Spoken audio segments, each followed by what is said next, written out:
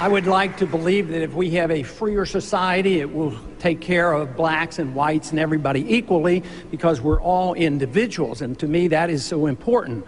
But if we had equal justice under the law, I think it would be a big improvement. If we had probably a repeal of most of the federal laws on drugs and the unfairness on how blacks are treated with these drug laws, it would be a tremendous improvement. Congressman Paul.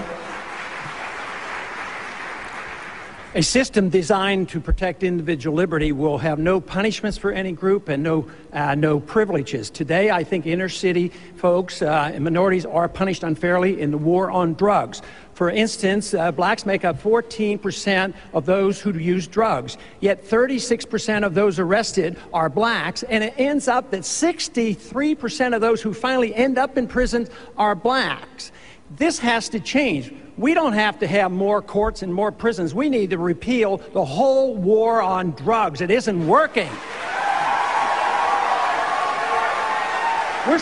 We have already spent over $400 billion since the early 70s, and it's a wasted money. Prohibition didn't work. Prohibition on drugs doesn't work. So we need to come to our senses, and absolutely, it's a disease. We don't treat alcoholics like this. This is a disease, and we should orient ourselves to this. That is one way you could have equal justice under the law. Thank you, Congressman.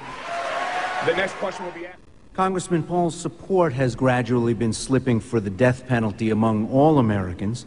The Pew Forum on Religion and Public Life reports a large majority of whites still support capital punishment, while blacks and Latinos do not. Now, I know this is mostly a state function, but the president does appoint appellate judges and, of course, the highest appellate judges in the land, the Supreme Court justices who often review death penalty cases. Do you think the death penalty is carried out justly in the United States? And do you want to see it continued during your presidency? 30 seconds, Congressman.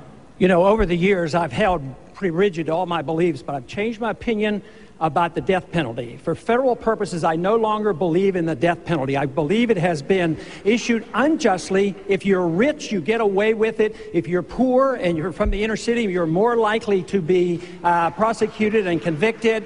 And today, with the DNA evidence, there's been too many mistakes, so I am now opposed to the federal death penalty. Thank you, Congressman. Senator Brownback. I'm not a racist. As a matter of fact, Rosa Parks is one of my heroes. Martin Luther King is a hero because they practice the libertarian principle of civil disobedience, nonviolence. Libertarians are incapable of being a racist because racism is a collectivist idea. You see people in groups. A civil libertarian like myself see everybody as an important individual. It's not the color of their skin that is important, as Martin Luther King said. What is important is the character of the individual. You know what is really interesting, though, and this might be behind this, because I, as a Republican candidate, probably am getting the most number of black votes and black supporters, and now that has to be undermined. And I do this because I attack two wars that blacks are suffering from.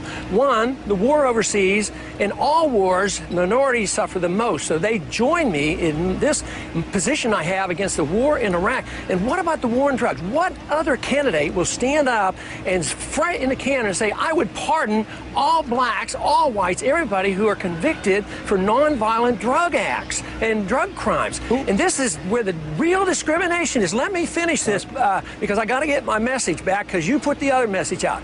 Now, if you want to look for discrimination, it's in the judicial system. 14% of the inner city blacks commit drug crime. 67% of blacks are in prison. That's discrimination. That's the judicial code that I am attacking, and that is not racism. What I defend is the principle of libertarianism, where we never see people who belong to a group, and every individual is defended and protected because they're important in the individual, not because of their color of skin, but of their character. So I am the anti-racist because I am the only candidate, Republican or Democrat, who would protect the minority against these vicious drug laws.